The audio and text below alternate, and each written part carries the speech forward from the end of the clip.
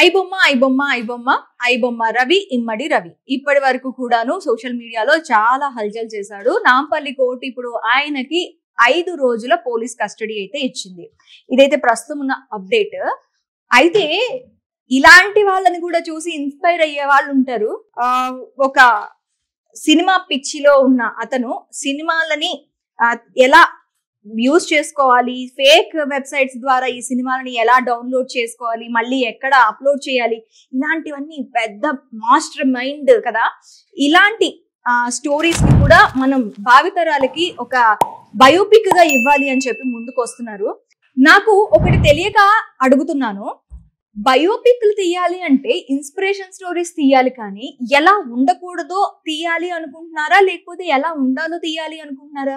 ఈ స్టోరీలో మీకు ఇన్స్పైర్ చేసిన అంశం ఏంటి? ఈగో హట్ అయితే నేను నాశనం అవుతూ పక్కోల్ని నాశనం చేస్తూ కంప్లీట్ గా ఒక ఫేక్ వరల్డ్ లో నేను క్రియేట్ చేసుకొని అందులో ఉంటాను అనేది మీకు ఇన్స్పిరేషన్ ఇచ్చిందా? ఫ్యామిలీకి కట్టుకున్న భార్యకి కన్న తండ్రికి కూడా దూరంగా ఎక్కడో దాక్కుని గుట్టుమట్టుగా తన జీవితాన్ని సాగిస్తున్నాడు, ఈ విషయంలో మీరు ఇన్స్పైర్ అయ్యారా?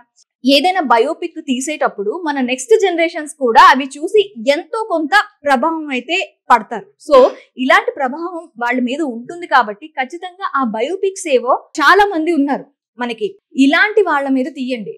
కొంచెం పనికొచ్చే బయోపిక్స్ తీయండి. వెంటనే ఒక హీరో బయటకు వచ్చేసి ఏదో బూమ్ క్రియేట్ చేశాడని చెప్పి ఆయన మీద ఒక బయోపిక్ తీయటం వల్ల ఏం లాభం వస్తుంది? సో ఇలాంటి స్టేట్మెంట్లు ఇవ్వటంలో కానీ, ఇలాంటి పిక్చర్ రూపంలో తీయాలి అనుకున్నా కానీ కొంచెం జాగ్రత్తగా ఆలోచించి ఎంతవరకు ఎలా అనేది, ఇది ఒక నెగిటివ్ వేగా చూపిస్తే పర్వాలేదు, కానీ దీంట్లో కూడా ఒక పాజిటివ్ కోణం కానీ ఎంచుకున్నారు అంటే మాత్రం నెక్స్ట్ జనరేషన్స్ కి ఇదొక పెద్ద, మనం ఎలా అంటే ఒక ఏదైతే అందివ్వకూడదో అది అందించిన వాళ్ళం అవుతాం. సో కొంచెం ఆలోచించండి. Thank you.